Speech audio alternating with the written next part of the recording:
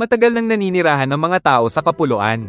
Mga Austronesian ang unang dumating, sakay ng kanilang bangka mula sa Taiwan, dala ang kaalaman sa pagsasaka, paggawa ng palayok, at paglalayag. Unti-unti nilang binuo ang mga barangay at nagkaroon ng mga pinuno na tinatawag na dato. Maunlad ang kalakalan noon pa man, nakikipagpalitan ng produkto sa mga Tsino at karatig bansa. Taong 1521, dumating si Ferdinand Magellan. Bagamat napatay siya ni Lapu-Lapu sa Mactan, hindi doon natapos ang pagdating ng mga Kastila. Noong 1565, tuluyang sinakop ng mga Kastila ang Pilipinas at tumagal ito ng mahigit 300 taon.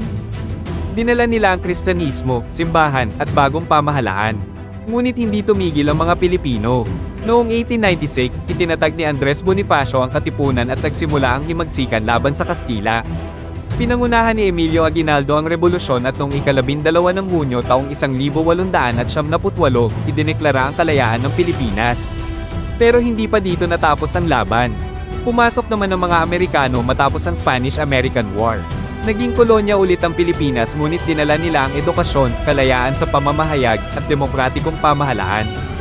Noong 1942, dumating ang mga Hapon at sinakop ang bansa. Maraming Pilipino ang naghirap at nagbuwis ng buhay, tulad sa Bataan Death March. Taong 1945, naitaboy ang mga Hapon sa tulong ng mga Amerikano. Sa wakas, noong ika-4 ng Hulyo taong 1946, kinilala ang ganap na kalayaan ng Pilipinas at naitatag ang ikatlong republika. Lumipas ang mga dekada, ngunit dumating naman ang diktadorya ni Ferdinand Marcos. Nagkaisa ang sambayanan noong 1986 sa EDSA People Power Revolution, isang mapayapang pag-aalsa na nagbalik ng demokrasya sa bansa. At dito nagsimula ang bagong yugto ng Pilipinas, malaya, matatag, at patuloy na lumalaban para sa kinabukasan.